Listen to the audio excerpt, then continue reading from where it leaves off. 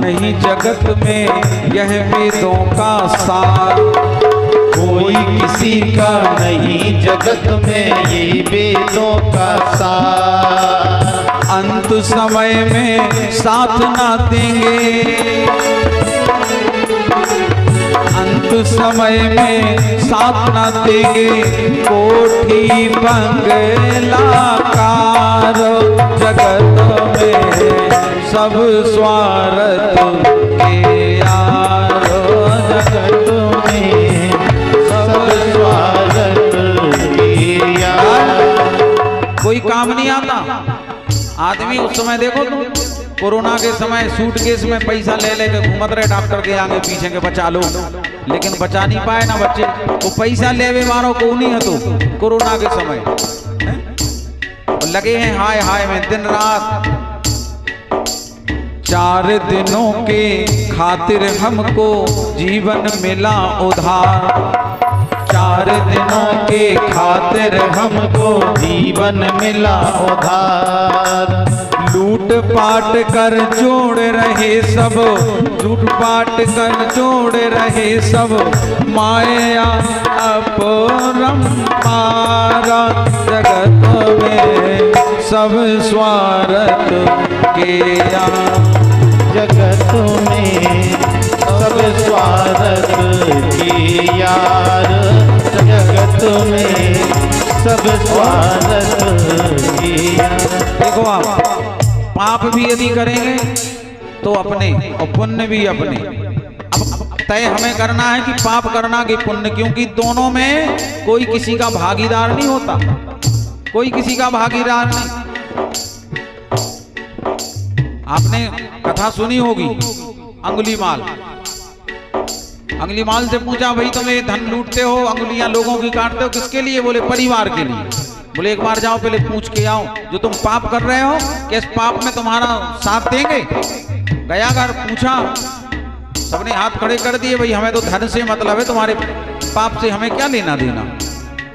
लौट के आया, हाथ जोड़ लिए, बोले महाराज पूरे घर ने हाथ उठा दिए, पत्नी बच्चे भाई पिता माता। बोले हम केवल तुम्हारे धन में हिस्सेदार हैं, तुम्हारे पाप में नहीं। तो पाप में पुण्य में कोई हिस्सेदार नहीं होता। पाप पुण्य में नहीं कोई भी होता हिस्सेदार। पाप पुण्य में नहीं कोई भी होता हिस्सेदार। अंत काल में रूठ ना जाए,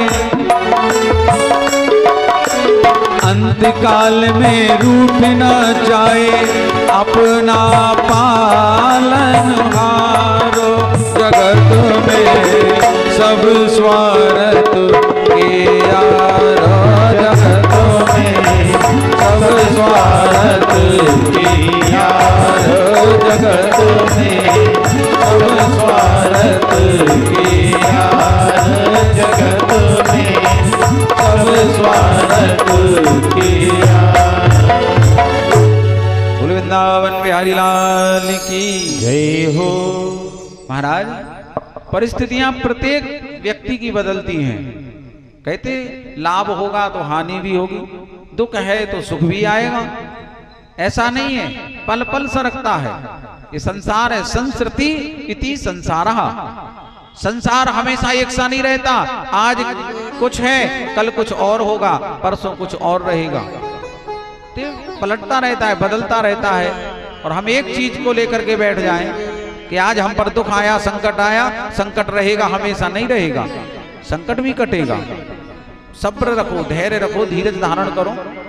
और प्रत्येक संकट में कुछ ना कुछ हमें एक नई सीख मिल जाती है। जब भी कष्ट आता है कुछ नया मिल जाता है। अपनों की पहचान करा देते हैं। जब संकट आया, कष्ट आया, तो अपनों की पहचान हो जाती है, कौन अपना कौन पराया। कहते कौन अपना कौन पराया। कौन अपना? बोले अपना तो वही है जो अस्पताल के गेट पर और जेल के गेट पर जो मिले, कोई अपना है, बाकी सब मोह माया है। अस्पताल में है और तुम्हें गेट पे खड़ा हो जाए कि हम हैं, चिंता नहीं करो, तो वो अपना मानना। और जब तुम जेल चले गए हो तो वो गेट पे खड़ा है, बोले तुम चिंता नहीं करो, हम तो हैं बाहर, सब संभाल लेंगे। तो वो ही अपना है, बाकी सब सपना। बोले तो संकट में अपने का एहसास हो जाता है कि हमारा कौन और कौन नहीं। आचार्य जी कहाँ जा रहे हैं? हम तो ऐसे टोक टोक के बैठा रहे आज आदमी। प्रेम से बोलिए राधे। महाराज सुदामा बड़ी दरिद्रता है, लेकिन भगवान के सामने भी कभी हाथ नहीं फैलाए। कन्हैया रात दिन भजन करते कन्हैया का, लेकिन कभी कन्हैया से नहीं कहा कन्हैया मेरी स्थिति ये है। कभी अपनी परिस्थितियों का रोना भगवान के सामने सुदामा नहीं रोए। वो जानते हैं कि महाराज जो भी प्रारब्ध होगा वो कट रहा है। दुख आता है, प्रारब्ध कटता है, कट रहा है। एक दिन सवेरे सवेरे एक महात्मा सुदामा के घर के बाहर भिक्षा मांगने के लिए आए। आवाज लगाई, माम भिक्षाम देही, माम भिक्षाम देही। और जो भिक्षा के लिए आवाज लगाई, सुशीला आई। टूटा सा वही दरवाजा झोपड़ी का खोला, देखा तो एक महात्मा खड़े, प्रणाम की। महात्मा बोले माताजी भिक्षा। अब क्या भिक्षा में देती? मिट्टी के टूटे फूटे बर्तन हैं, धन संपदा कुछ है नहीं। मैंने बताया जो साड़ी पहन के आई थी विवाह में, 4 बच्चे हो गए, वही साड़ी पहने आज भी। कैसे क्या करती हो? तो भिक्षा के लिए कहा, हाथ जोड़ लिए सुशीला ने। कहने लगी महात्मन मैं भिक्षा नहीं दे सकती। क्यों? बोले हमारे यहाँ सूतक लगा है, शोर है, शोर सूतक। महात्मा बोले माताजी झूठ क्यों बोल रही हैं आप? आपको तो झूठ बोलना भी नहीं आता। अरे जब शोर सूतक है तुम आए और तुम दौड़ के आई हो दरवाजा खोलने। शोर सूतक में तो उस कक्ष से बाहर ही नहीं निकला जाता और तुम दरवाजे पे आ गई। सुशीला के नेत्रों में आंसू भर आए। कहने लगी महात्मन मैं झूठ नहीं बोल रही। जब से मैं इस घर में आई हूं तब से ही इस घर में शोर सूतक लगा है। दरिद्रा नाम की कन्या ने जन्म ले रखा है। महात्मा समझ गए। महात्मा बोले माँ तो तू क्यों इतनी विडंबना पाल रही है, दुख झेल रही है? अरे तेरे पति का नाम सुदामा है ना? सुशीला बोली हाँ महाराज। बोले तो एक बार तू अपने पति को द्वारिका क्यों नहीं भेजती थी? वहां के जो द्वारिकाधीश राजा हैं वो तेरे पति सुदामा के अभिन्न मित्र हैं, अभिन्न सखा हैं। तुझे बताया नहीं कभी? सुशीला बोली नहीं महात्मन हमें तो कभी नहीं बताया। बोले पूछना, एक बार भेज दे द्वारका, सारे झंझट ही समाप्त हो जाएंगे तेरे। इतना कह करके महात्मा चले गए। सुखदेव जी कहते राजन महात्मा कौन? स्वयं वासुदेव द्वारकाधीश महात्मा बनकर के आए हैं कि एक बार तो आ जा मेरे दरबार में। महाराज दिन निकला, शाम भई, शाम के सुदामा आए तो टूटी सी चारपाई बिछा दी, बैठ गए। मिट्टी के बर्तन में जल दिया, पिया। अभी चरणों में बैठी है और आंगन में मिट्टी को अपने नाखूनों से उंगलियों से कुरेद रही है। मिट्टी निकाल ली आंगन की। सुदामा ने गौर से देखा, समझ गए अवश्य आज इसके मन में कुछ चल रहा है। तो पूछा क्या बात है? कुछ मन में है, कुछ कहना चाहती है? सुशीला सोच रही है कैसे कहूं, आज तक नहीं कहा, आज कैसे कहूं। फिर बच्चों की तरफ देखा तो ममता जाग गई, उनका दुख देखा नहीं गया। कहने लगी नाथ तुम्हें तो पता है कल घर में कुछ भी नहीं था, ये बच्चे भूख से बिलबिला रहे थे, दोपहर की बात। तो हम गए बाहर, गोल पत्थरों को लेकर आए जो आलू के जैसे दिखते, उन पत्थरों को डाल दिया, उबलने के लिए आग पे चढ़ा दिया। बच्चों को बार बार दिखाया बेटा देखो आलू पक रहे हैं, अभी आलू पके तब तक एक काम करो तुम थोड़ा पानी पी लो। पानी पिला पिला करके दोपहर में बच्चों को सुलाया। अब शाम को फिर वही बच्चे रो रहे बिलख रहे कि भोजन। मैंने फिर वही पत्थर चढ़ा दिए हैं चूल्हे पर गोल वाले और कह दिया आलू अभी पक रहे हैं। नाथ कब तक इन पत्थरों को आलू बता बता करके पकाऊंगी मैं? अब और नहीं रहा जाता। मैं अपनी तो दशा सहन कर लूंगी, लेकिन बच्चों की तरफ देख करके बड़ा दुख होता है, बड़ी पीड़ा होती है। सुदामा कहते हैं देवी तो चाहती क्या है? ये कोई नई बात है? आज कितने साल बीत गए ऐसा करते करते। सुशीला कहती भले ही बीत गए हो नाथ, लेकिन तुमने हमसे एक बात छिपाई है। कौन सी बात? कौन बात? सुशीला कहती है स्वामी, एक महात्मा आज भिक्षा के लिए आए और बताकर गए कि तुम्हारे सखा द्वारका के बहुत बड़े राजा द्वारकाधीश वासुदेव हैं, श्री कृष्ण हैं। और ज्यों कृष्ण का नाम सुना, सुदामा के नेत्रों में आंसू आ गए। कहने लगे देवी कृष्ण, आंखों में आंसू है और चेहरे पर मुस्कुराहट है। कृष्ण का नाम सुनते ही सुशीला के मुख से देवी उसकी तो बात ही निराली थी। कृष्ण, मैं तुम्हें कभी बताया नहीं, वो मेरे बचपन का बहुत अच्छा सखा, इतना ख्याल रखता था मेरा। सांदीपनि मुनि के आश्रम में जब पढ़ते, वो बचपन से ही बड़ा होशियार था। गुरुजी जब पाठ याद करने के लिए देते होमवर्क, तो उसे याद हो जाता, मुझे याद नहीं होता। जब कक्षा में गुरुजी पूछते सुनाओ सुदामा, और जब मैं खड़ा हो जाता देवी कि मुझे गुरुजी याद ही नहीं है, तो मुझे कक्षा से बाहर निकाल देते। और जब कन्हैया से कहते कन्हैया तुम सुनाओ, तो कन्हैया कहता गुरुजी हमें भी याद नहीं है। उसे याद रहता था फिर भी नहीं सुनाता था, बाहर आ जाता था कक्षा से। मैं कहता कन्हैया तू क्यों बाहर आया? कन्हैया कहता है सुदामा फिर सखा कैसा? अरे तू कक्षा के बाहर रहेगा तो मैं भी कक्षा के बाहर रहूंगा, ऐसा सखा। साथ रहते, साथ पढ़ते, साथ खेलते। एक दिन लकड़ियां काटने गए, गुरु माँ ने चने दिए। मेरा दुर्भाग्य यहीं से प्रारंभ हो गया देवी। चने दिए माँ ने कि खा लेना दोनों। गए जंगल में, बहुत देर तक लकड़ियां काटी। बरसात का मौसम था, पानी गिरने लगा। एक पेड़ के नीचे हम दोनों आ गए। तो ये शुरू से ही चंचल था, तो ये उछल करके पेड़ पर एक गुफा में चढ़ गया। मैं नीचे पेड़ के खड़ा रहा। भूख लगी, सोचने लगा चलो चने हैं यही खा लूं। खाते खाते भूख और बढ़ गई, उसके हिस्से के चने ही में खा गया। उसने पूछा मित्र क्या खा रहा है? बड़ी आवाज आ रही है, दांत किटकिटा रहे थे, कटकट की आवाज, कुछ खा रहा? देवी मैंने उससे झूठ बोल दिया कि मुझे ठंडी लग रही, सर्दी लग रही है बरसात के कारण, इसलिए दांत किटकिटा रहे हैं।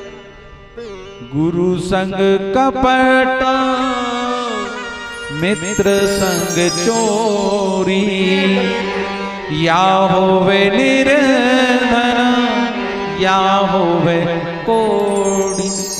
गुरु के साथ कपट और मित्र के साथ चोरी, यही दरिद्रता का कारण देवी। रोने लगे सुदामा।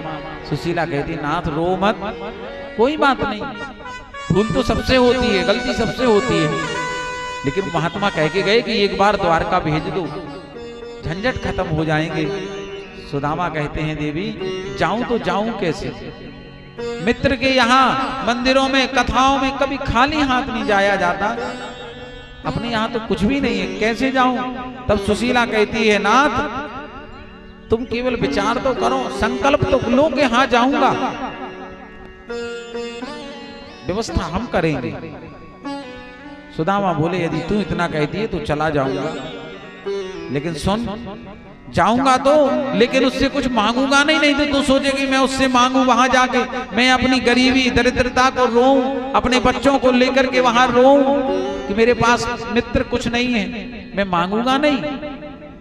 सुशीला कहती है नाथ मत मांगना, मैं भी नहीं चाहती कि तुम्हारा स्वाभिमान तुम्हारे सखा के सामने नीचा हो जाए, मत मांगना। जैसे तैसे रात निकलती, सवेरा हुआ। सुशीला 5 घरों में गई, चावल मांग करके लाई, अपनी उसी फटी हुई साड़ी जिसमें हजारों छेद हैं, और उस फटी साड़ी का एक पल्लू फाड़ा और उसके 5 पल्ले बनाए और उन 5 घरों के चावलों को रखा। ये एक अच्छी पत्नी के लक्षण है कि पति का स्वाभिमान भी ना जाए और काम भी हो जाए। ये एक अच्छी धर्म पत्नी के लक्षण है। 5 पलड़े, जैसे ही कन्हैया इस पोटली को खोलेगा और 5 पल्ले देखेगा, समझ जाएगा कि मेरे मित्र के घर में कोई साबुत कपड़ा नहीं था। और जब 5 घरों के चावल अलग अलग देखेगा, समझ जाएगा ये अन्न भी, ये चावल भी इसके घर के नहीं है। लाई पोटली बना के पति को दी और कहा नाथ अब जाओ। तमु पे ही महाभागा साधूनां च परायणं दास्यति द्रविणं भूरि सीदते ते कुटुम्बिने। धर्म पत्नी, इन्हें धर्म पत्नी कहा जाता है। पति ने कहा आज हमें कथा सुननी है सत्यनारायण की। पत्नी ने कह दिया बहुत अच्छी, हम प्रसाद बनाते हैं, सुनो कथा। तो ये धर्म पत्नी के लक्षण, जो अपने पति को धर्म के मार्ग पे प्रशस्त करे, धर्म के मार्ग पर लेकर के जाए, उसके हाथों से धर्म करवाती रहे, वही तो धर्म पत्नी है। अब पति ने कहा कि हमें कथा सुननी, पत्नी बोले सुनो हम नहीं कर पाएंगे, ना हम किसी को भोजन करा पाएंगे, ना कन्या भोजन कराएंगे, ना ब्रह्म भोजन कराएंगे, ना हम प्रसाद बनाएंगे। तो पति बेचारा क्या करे। तो धर्म पत्नी जो धर्म के मार्ग पे लेके जाए। सुदामा ने दवाई पोटली काख में, लाठी ली, पैदल ही, ना पाँव में चप्पल है, ना ऊपर पगड़ी, निकले। और ना तो ये पता है द्वारका कहाँ, और ना ये पता कि द्वारकाधीश अब दिखते कैसे हैं, लेकिन चल पड़े। चले रास्ते में जा रहे, विचार करते कि मैं कितना भाग्यशाली हूं कि मुझे सुशीला जैसी धर्म पत्नी मिली, जिसने श्याम सुंदर से मिलने भेज दिया। नहीं तो मैं जीवन निकल जाता, मैं जा ही नहीं पाता कभी द्वारिका। सोचते जा रहे हैं। अरे चले श्याम सुंदर से मिलने सुदामा, चले श्याम सुंदर से मिलने सुदामा, चले श्याम सुंदर से मिलने सुदामा, चले श्याम सुंदर से मिलने सुदामा। गाते हुए मन में हरे कृष्ण रामा, गाते हुए मन में हरे कृष्ण रामा, चले श्याम सुंदर से मिलने सुदामा, चले श्याम सुंदर से मिलने सुदामा।